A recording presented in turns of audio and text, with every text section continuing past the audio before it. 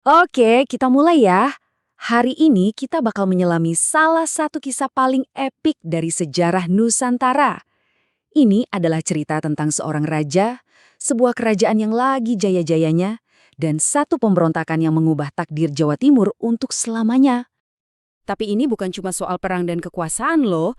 Lebih dari itu, ini adalah pelajaran yang dalam banget tentang apa artinya jadi pemimpin dan apa yang terjadi kalau seorang pemimpin udah nggak nyambung lagi sama rakyatnya. Nah, sebelum kita ngomongin soal kehancurannya, kita harus lihat dulu dong masa-masa jayanya. Jadi, cerita kita ini dimulai di Kerajaan Kediri, sebuah kekuatan raksasa yang pusatnya ada di lembah Sungai Berantas yang subur banget. Ini nih pilar-pilar kekuatan Kediri. Mereka itu bukan cuma kuat militernya, tapi juga makmur banget karena pertaniannya. Terus administrasinya juga udah canggih banget buat zaman itu. Dan jangan lupa, pengaruh politiknya itu wah, nggak ada tandingannya di seluruh kawasan. Tapi, ya gitu deh. Di tengah semua kemakmuran ini, naik tahtalah Raja Kertajaya di akhir abad ke-12. Sayangnya, di balik kekuasaan besar yang dia warisi, ada satu kelemahan fatal yang bakal jadi ciri khas pemerintahannya. Jadi Kertajaya ini percaya banget sama yang namanya kekuasaan absolut. Gampangnya gini, dia ngerasa kalau keputusannya itu ya final, nggak bisa diganggu-gugat. Mungkin dia mikir cuma dengan tangan besi, Kediri bisa tetap makmur. Tapi gaya kepemimpinan inilah yang justru nyalain api, karena dia mau kontrol penuh, titik, nggak pakai kompromi. Hubungan sebab akibatnya kelihatan jelas banget kan? Setiap kebijakan yang Kertajaya bikin, mulai dari pajak yang nyekek leher rakyat, sampai nunjuk pejabat seenaknya tanpa peduli para bangsawan, semuanya itu kayak nyiram bensin ke api perlawanan. Rakyat makin susah, para elit ngerasa nggak dihargain, dan pelan-pelan mereka semua nemuin satu musuh bersama, raja mereka sendiri. Nah, dari sini, bisik-bisik ketidakpuasan itu mulai jadi suara yang kencang. Gerakan perlawanan yang terorganisir mulai terbentuk, sebuah aliansi yang nggak pernah terduga sebelumnya. Dan tebak siapa yang pertama kali berani ngelawan secara terbuka? Justru orang-orang dalamnya sendiri, para bangsawan Kediri. Mereka yang harusnya jadi tiang penyangga tahta, malah jadi yang pertama berbalik ngelawan. Kenapa?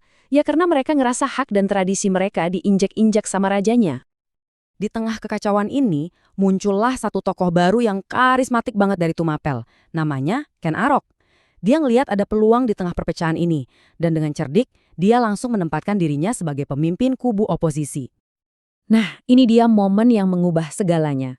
Para bangsawan Kediri yang lagi marah-marahnya ini ketemu sekutu yang kuat dalam diri Ken Arok.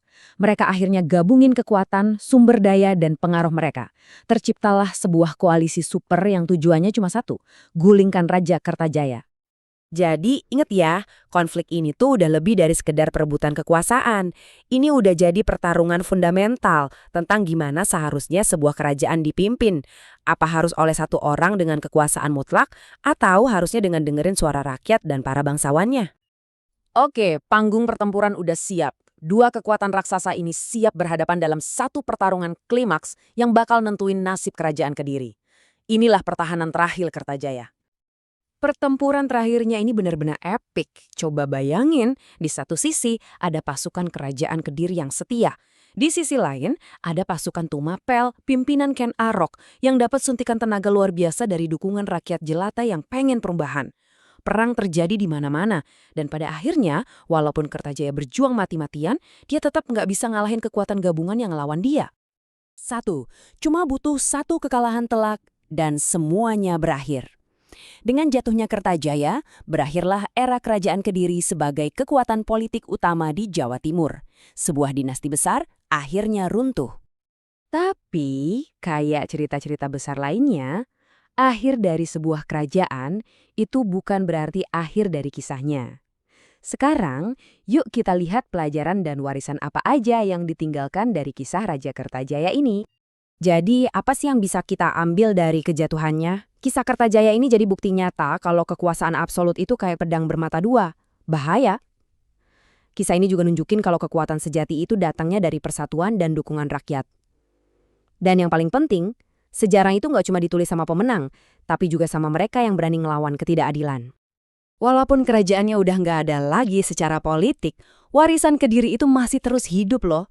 Sistem pemerintahan yang canggih itu diadopsi sama kerajaan Singasari. Kisah-kisah mereka tetap abadi di karya-karya sastra. Dan yang paling penting, pelajaran dari konflik ini terus relevan sampai hari ini.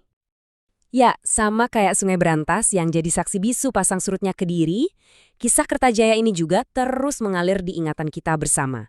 Jadi pengingat yang kuat banget tentang gimana kekuasaan itu bisa naik dan bisa jatuh. Jadi, coba kita renungkan bareng-bareng. Raja dan kerajaan itu datang dan pergi.